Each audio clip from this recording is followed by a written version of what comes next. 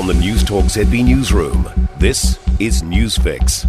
In this update, the Finance Minister says today's mini-budget is just the start of her wide-ranging plan to slash government spending. Nicola Willis today announced $7.5 billion reprioritisation plan, which includes reversing the former government's 20-hour childcare subsidy extension and axing Let's Get Wellington Moving. The Treasury is meanwhile warning of weakening economic conditions and a lower than expected surplus.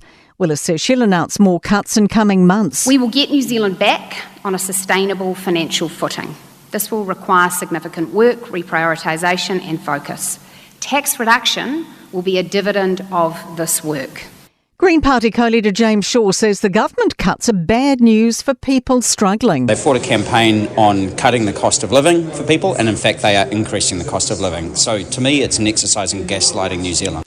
Opposition leader Chris Hipkins says it's more rhetoric than actual policy. It really has just been a lot of hyperbole and not much substance. It's just a bunch of press releases. On that basis, come upstairs, I'll do a mini budget for you now.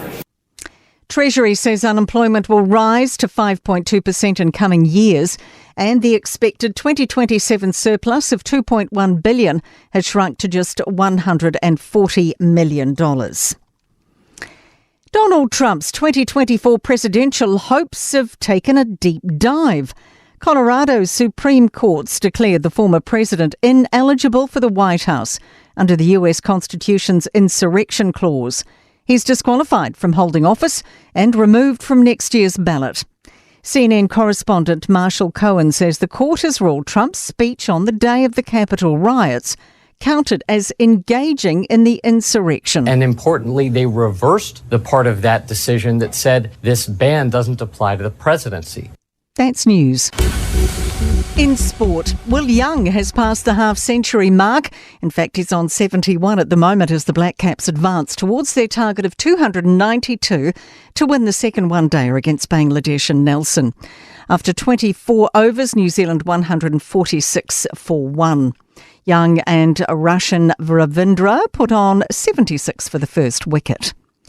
Memphis Grizzlies star Jay Morant has scored a buzzer-beating basket to seal a 115-113 win over the New Orleans Pelicans in the NBA. The clutch play came in the All-Star guard's first appearance of the season as he returned from a 25-game suspension after twice being seen on social media holding a handgun. Morant finished with 34 points. That is your sport. I'm Raylene Ramsey. For more news, listen to Newstalk ZB live on iHeartRadio.